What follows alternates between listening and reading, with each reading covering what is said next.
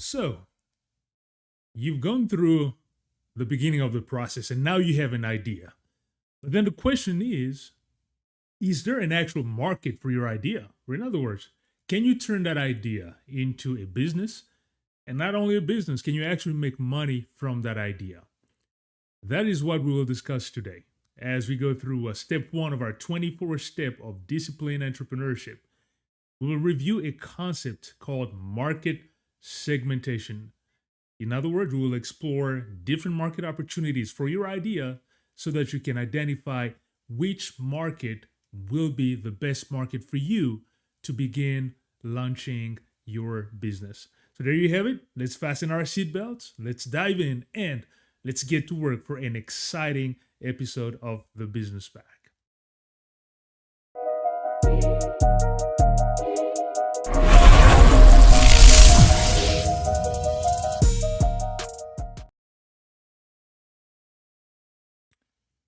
Yes, so AfriKili family and Global Pack Nation, thank you and welcome to another edition. This is actually our second edition of the Business Pack, the concept that we launched last week for the first time.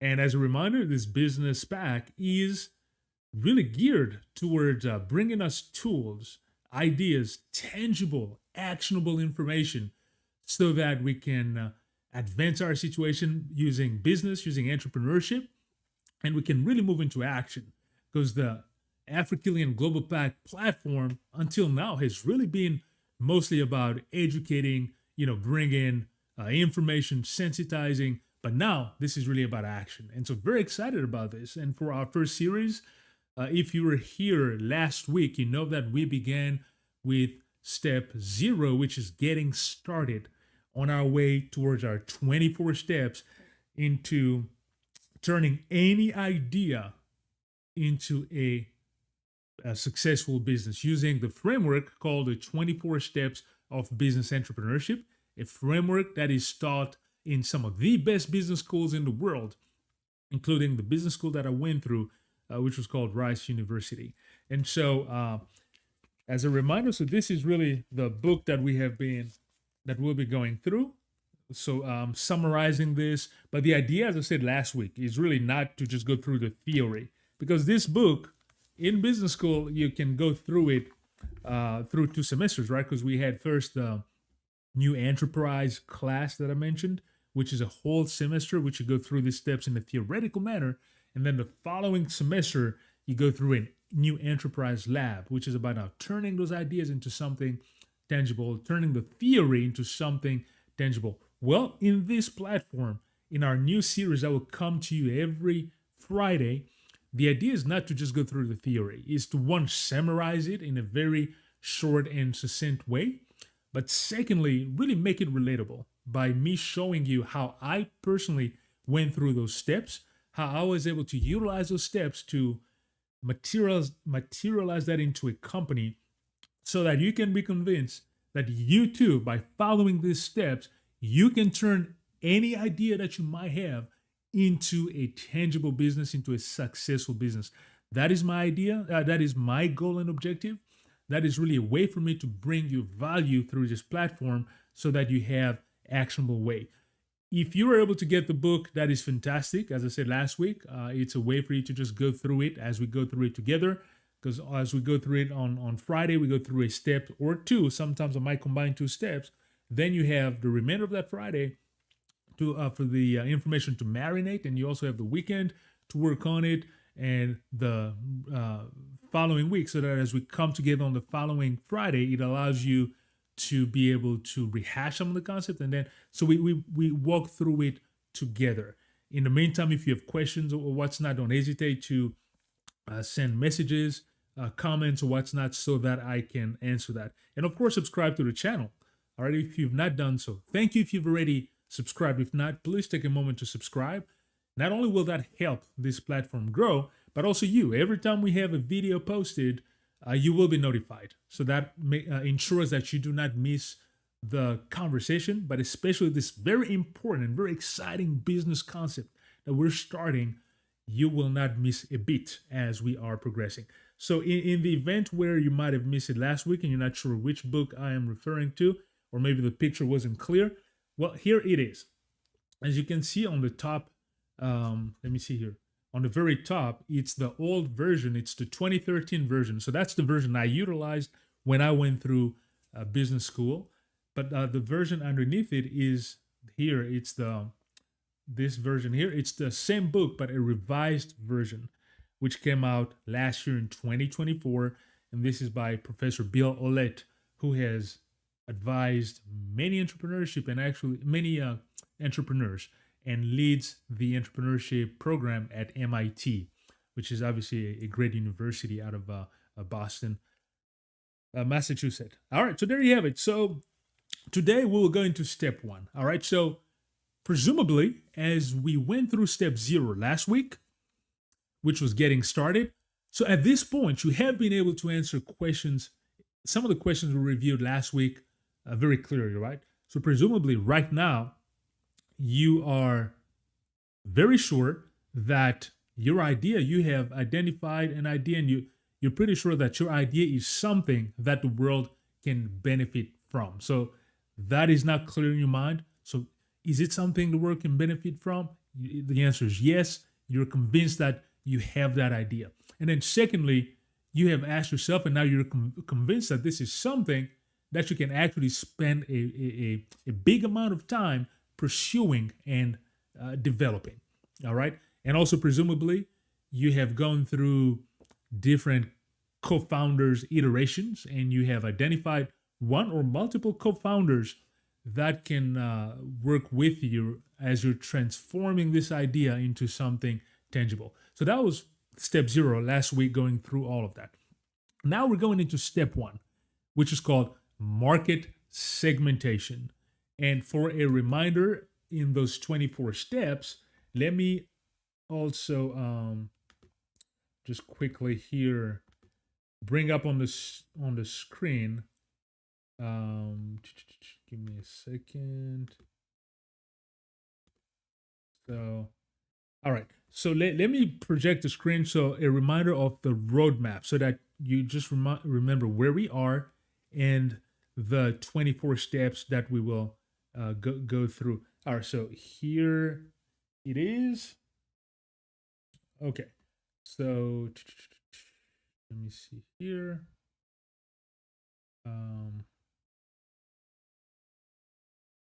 Okay, I believe you should be able to see it on the screen now, right? Let me see here.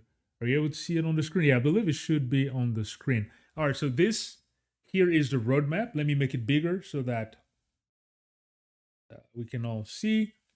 So where it says start here, so that is where we are. Okay, so that is where we are right now. And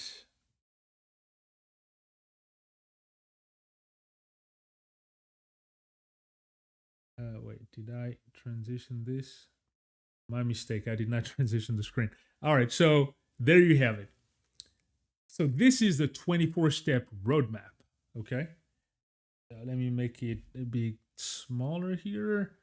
So we are beginning effectively today in the market segmentation step. Throughout the weeks, we will go through this roadmap until we get to step number 24. For the sake of expediency, some weeks, some Fridays, I might combine a couple steps. As a matter of fact, today I intended to combine step 1 and 2, but I felt that it might have been too much to combine that into one show. So, and because we're kind of new, just beginning the process, I will only focus on step 1. And then next week, we'll see if we can combine multiple steps. But the goal is really within 12 to 15 weeks tops for us to be able to go through all these steps. And as a reminder, the different colors means we have different themes, okay? Because the topics are divided in 6 different themes. You can see here that right now, step 1, market segmentation, is in a theme called Who is your customer? And then once we've gone through all that, so we go through different steps to figure out who our idea can benefit and so on, Then we move on to the next theme. What can you do for your customer? Then there's another theme. How does your customer acquire your product? And then we have a next theme is how do you make money off your product? How do you design and build your product? How do you scale your business? And that's step number 24. So this is the roadmap that these 24 steps are designed to cover. As I said last time, look, entrepreneurship is not an exact science. We get it. Nevertheless, a framework such as this one can help you focus the process and make it more efficient, optimize the process.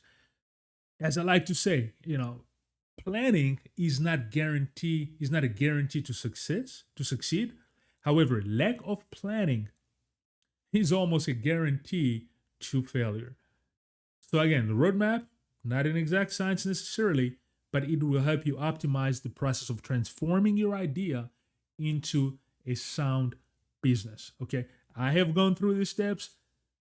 Thousands of students in some of the best business schools in the world go through this process and it works. And you too, whatever idea you have, you can turn that into a successful business if you walk through these steps with us and if you commit. This is not an easy process by any means.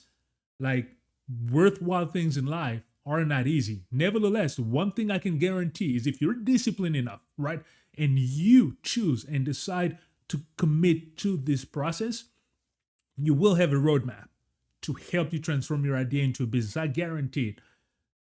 I was able to come up with an idea, a company out of this as I was going through business school, and you can as well.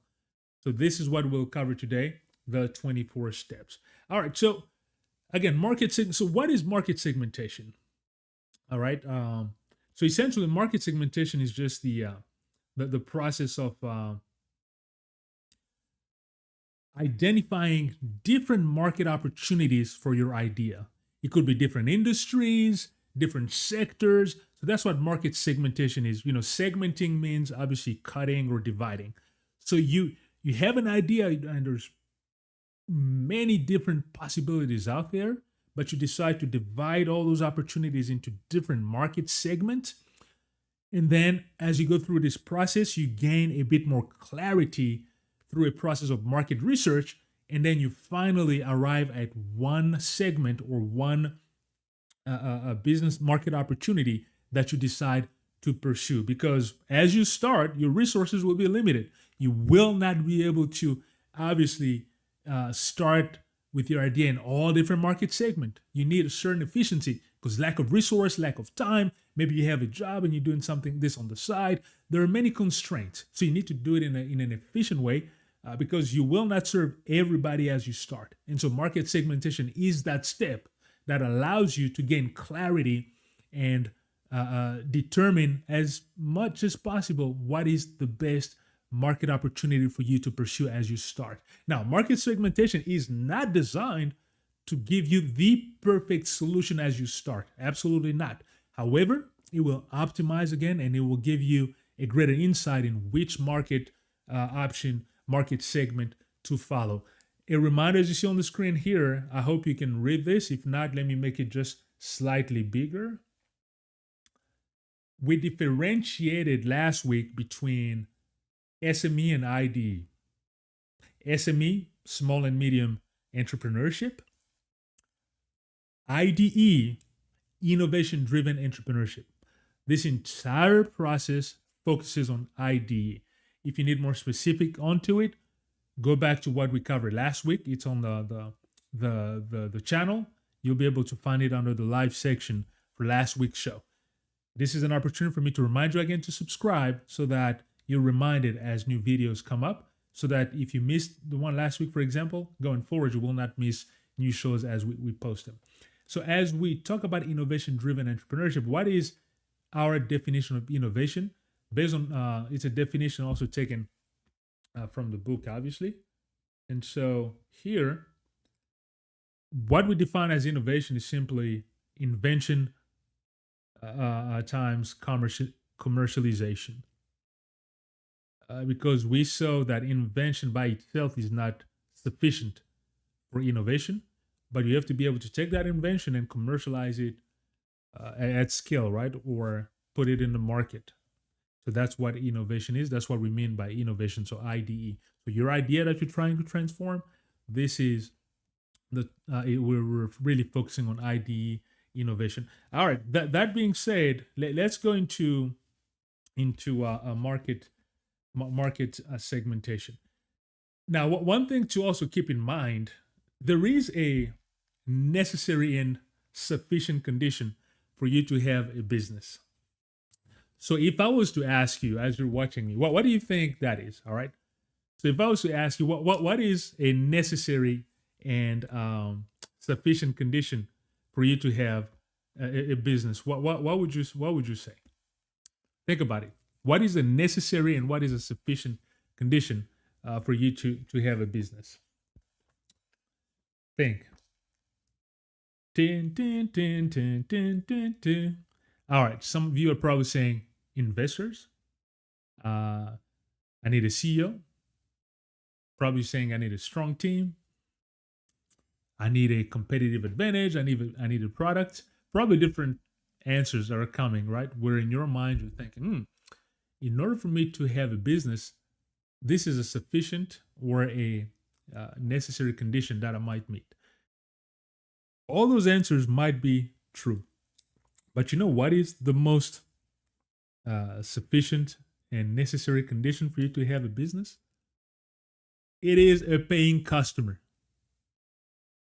Somebody who's willing to give you money for your idea, for your product, whatever you're putting in the market. As long as you do not have that, you do not have a business. If it is just in your head still, it is not a business. If it is beautiful spreadsheets and so on, business plans and so on, it is not a business yet. It becomes a business the moment somebody gives you money, a paying customer. When you have a paying customer, you have a business. So everything we do, even all this market segmentation, this is what you should keep in mind. Because at the end of the day, we're launching businesses because we're trying to make money. And also in our community, the global P.A.C and the vision and the mission of this platform is really about advancing. We're not. I don't want to just give you theoretical processes that will just be dormant information that will just stagnate. No, it's about us advancing and the business P.A.C. This is about getting to that point. So as you're watching this series, the goal is whatever idea you have in your head is to turn that into a business and acquire paying customers. Otherwise, it is not a business. Now, it is not sufficient just to have a paying customer. Now, you have to differentiate. You need for it to be a good business so that you have repeat customers. I mean, this might sound like self-intuitive, but no, you don't want to go into analysis paralysis. So you'll see some people go into business, try all kind of stuff, and always different iteration, research here and there, but there's nothing tangible. No, it's about getting to the point where you have a paying customer, but repeat paying customers. Once you have that, you have a business. Also, the idea as you're starting is to really think towards creating a market in which you will be well positioned to dominate. This is ID, innovation-driven entrepreneurship we're talking about. If it was SME, it's different, because if it's just about, you want to open up a store here, a brick and mortar here and there, that's different. But in terms of ID, innovation-driven entrepreneurship, it's about really identifying a market where you will be well positioned to dominate that market initially, at least as you're starting. And then, as the competition catches up and so on, it's a different ballgame. But really, that's what it is. And also another thing I would say, this market segmentation process also helps you focus your approach. Because one of the most important skill as an entrepreneur is focus. Focus in terms of knowing who you're targeting as customers. Focus to fend off distractions, because again, your resources are limited. And your idea cannot be that I'm going to serve this market segment, that market segment, I'm going to try. You need focus, because the more you're focused when you start, the more rapidly you'll be able to test your idea into a real market into real world situation. And if you have a foothold, the faster you actually be able to make a headway and establish yourself. So focus, focus, focus. And so the market segmentation step we will see today also helps tremendously in terms of in terms of establishing yourself. So there you go. Yeah, I mean, just another point on focus. I mean, you're not a big company, obviously. You know, if you're a big company, you could dabble and test and do all kinds of different complicated things. But here, you need focus. All right. So I've talked about market segmentation. So what exactly is it? So essentially, it is a two-step process, and we'll go through it. And I'll show you, and I even show you some of the data that I went through. So step number one, you want to brainstorm different kind of market opportunities that are there. You brainstorm. We do it in the form of columns. I will show you. I'll even give you a template that if you want to use, it can be a helpful template. And then once you've gone through the brainstorming phase, now you go into a narrow phase where you now see a list of potential markets that are in front of you. You know, there's market A, a market B, a market C. And then you decide this is the market I want to pursue. And so you narrow it down to that. So for me, in my case, the business I had gone through when I was in business school, it was about electricity, providing energy on the African continent as I was going through business school here. Why? Because personally, before business school, I was a senior executive in an international NGO. So an international non-governmental organization that was implementing programs across the world. Well, it became very apparent to me that no matter where we were in the world, as we're implementing programs in some of the developing countries, electricity was always a stumbling block, lack of energy. So that just made most operations not efficient, and it also increased the cost, dramatically of conducting operation, because you always needed to factor in, okay, do we need an electric generator, a diesel power generator for the operation to go? So electricity was always a stumbling block. So as I had that in the back of my mind, so as I was in business school, as we went through the process, I was like, you know what? How can I make electricity more accessible in the African continent? So, and that was my selection of that market. I mean, even though the organization that I was with before business school had operations in the Caribbean, operation in Asia and Southeast Asia, for example, I was in the Philippines. I established the office in the Philippines and so on, in Southeast Asia, different parts but mostly many of the operations were on the African continent. So I decided that would be a prime place for me to start developing that idea as I was going through business school. That's not to say that this doesn't apply for if you're in the United States, for a business in the United States, or a business in the Caribbean, or a business in Asia, because the principles are the same. You need to be able to talk to customers as you do market segmentation. You need to be able to figure out if your idea has potential viability in that market. So the principles apply no matter where you are in the world. And as a matter of fact, this framework was developed in the United States, right? So, but that's just to say this should also give you motivation. So here I was in an American business school program following a framework that ended up being applied for an African market and turned into a company that was operating in Africa. So you kind of see this. This should be motivation to you that you shouldn't feel limitation about this framework. If you're in Africa, don't think that, oh, this is not applicable to me because it has to do with a different continent. If you were in the Caribbean, Asia, don't feel like this does not apply to you because, oh, this is something for an elite business school in America. No. It applies anywhere in the world. If you're in America, don't think that, oh, well, this ended up working in the third world country or developing country. No, because you have many businesses that follow this concept here. As a matter of fact, like Rice University alone, Last year, there was over 300 companies that came out of that university, and business students are taught this framework. So that should give you an indication right there. All right, so let's go into the brainstorming phase. Let me take a quick look at the time. Oh wow, so the idea is not to spend too much time here. Okay, so let me bring it up. All right, so as you go through the brainstorming phase, okay. So let me see if I can bring up, because I promised that I would give you templates. Okay, so this is let me see. Okay, so I believe you should be able to see this on your screen.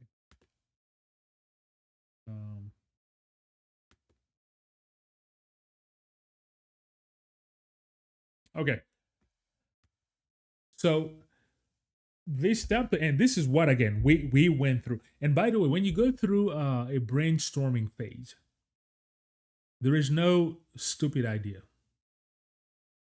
Don't shut down an idea because you might think, oh, this is stupid. This is no.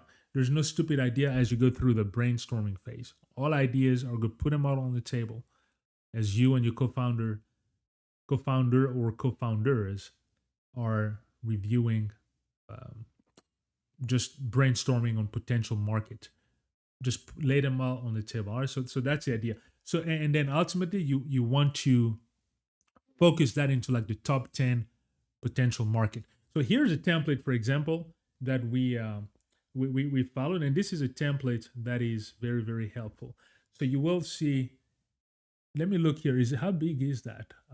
It seems pretty small as you're watching this. Let me make it bigger. So I'm putting myself in your shoes. So you have an idea.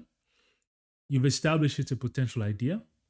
So now you want to find out if there is a market for that idea. In order to do that, this is the process you would follow according to what the book proposes, and this is what we did. So you will see different columns here as I make it. Let me increase the size of this. Okay.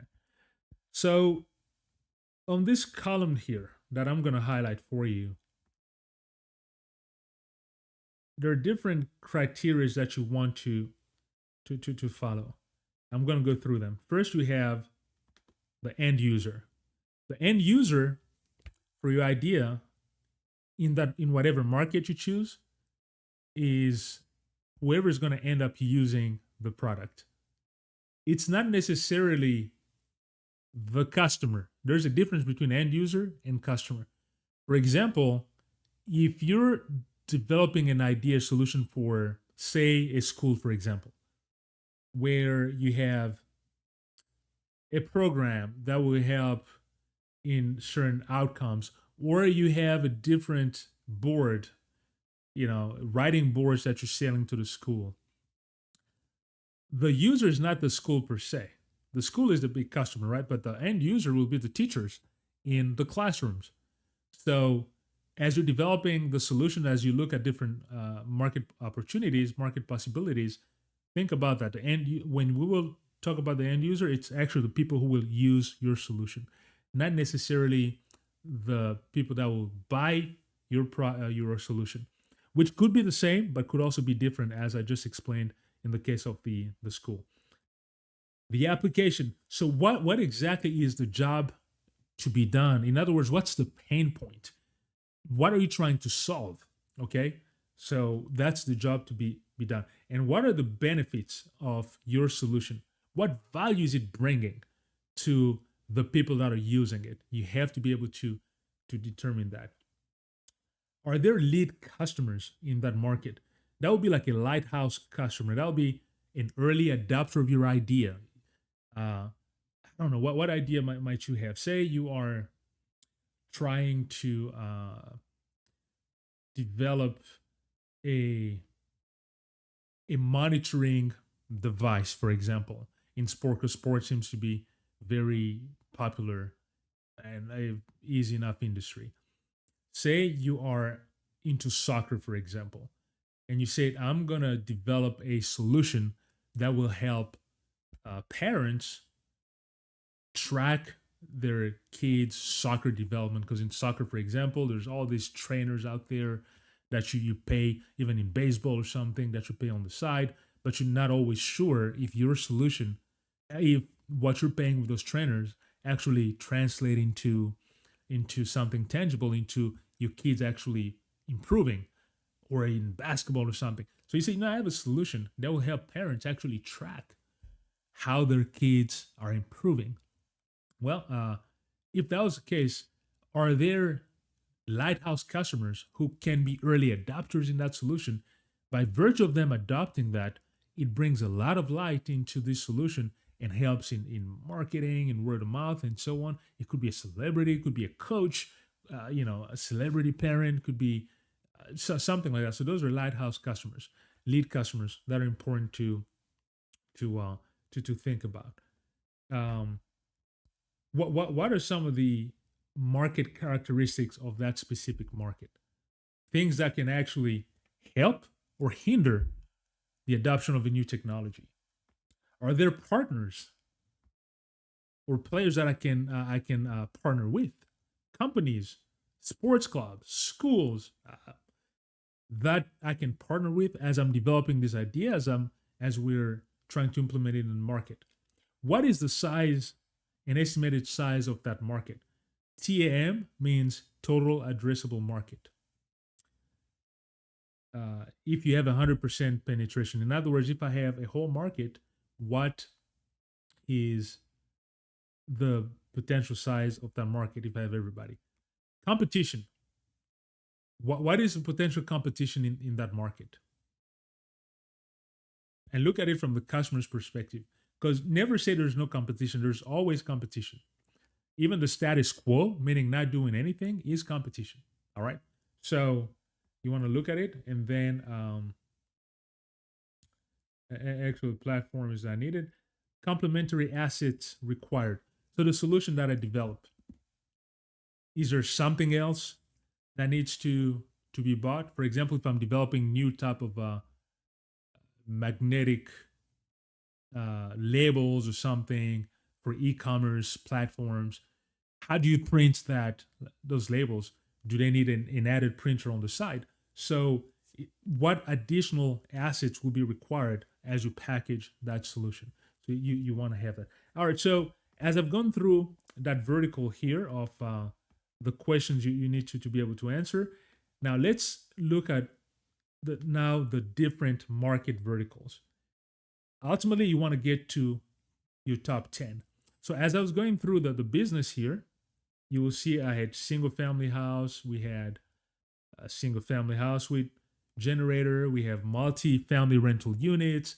We had strip stores. We have schools, hospitals, churches. So those were the different potential market segment that I could target as I was developing this electricity access solution for African markets.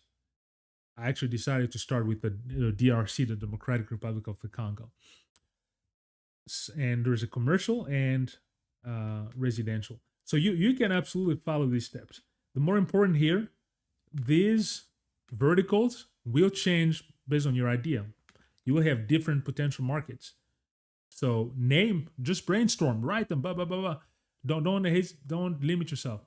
And then when you have them, you put them in different columns here, and then you start answering these questions. Who are the end users? What's the application to be done?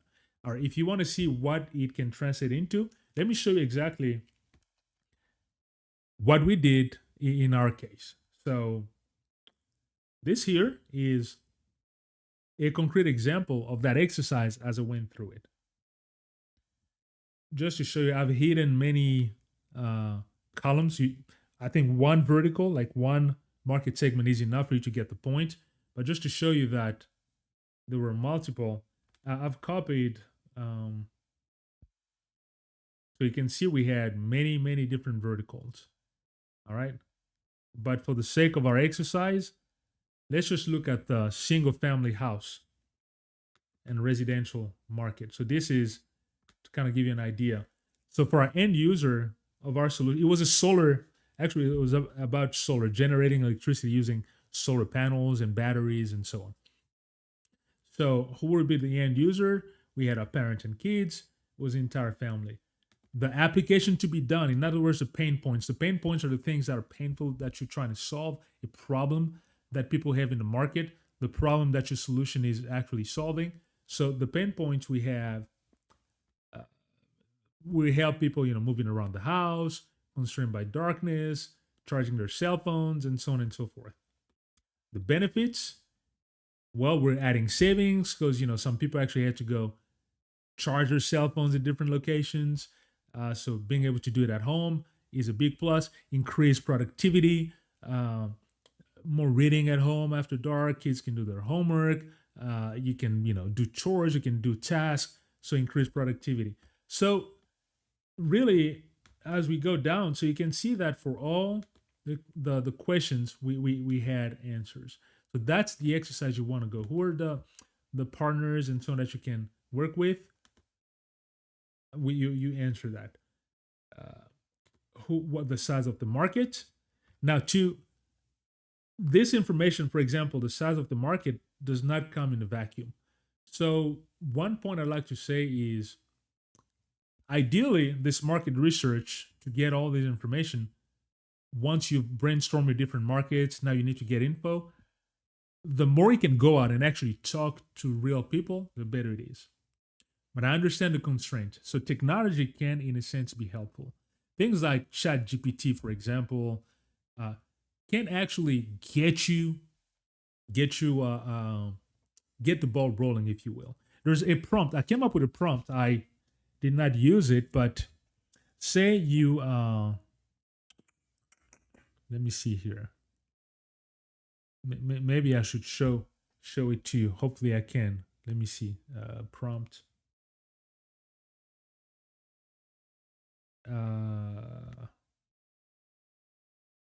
Okay, so this is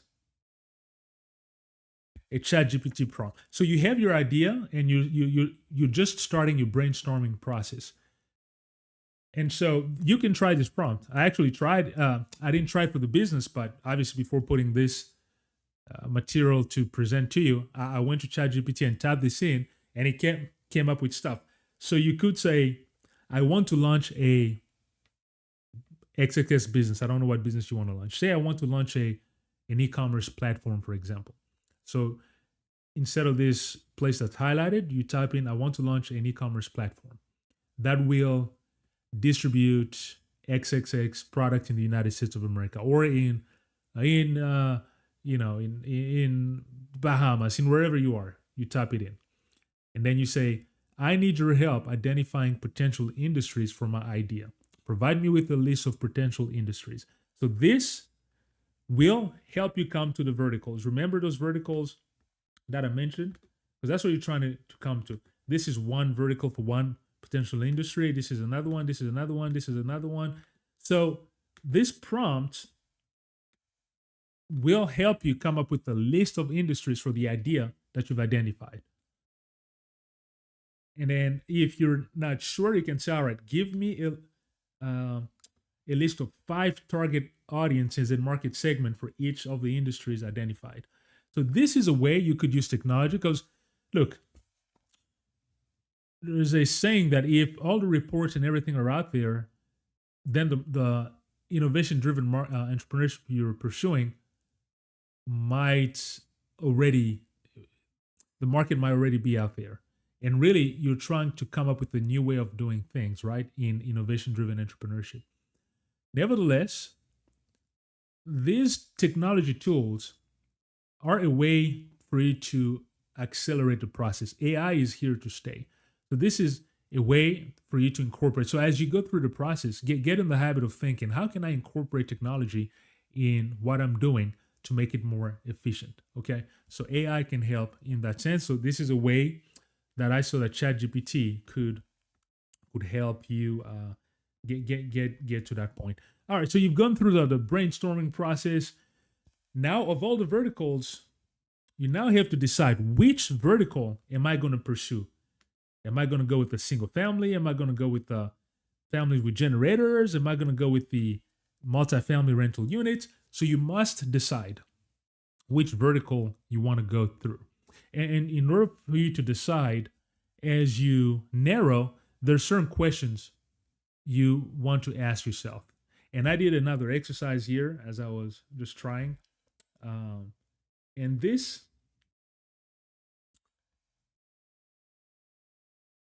so there are 7 questions that you want to ask yourself. And these are the 7 questions.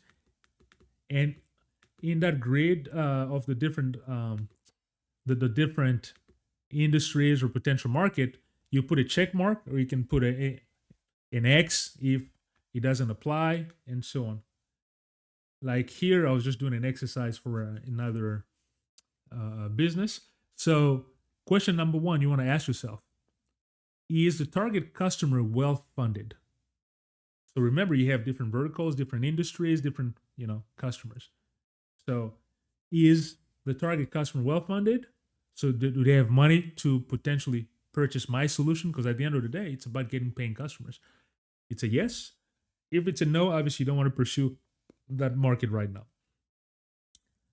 Is the target customer readily available to our sales force without going through third parties? So in other words, if it's an enterprise solution to a company or something like that, do you have access to the customer directly without having to go through a third party?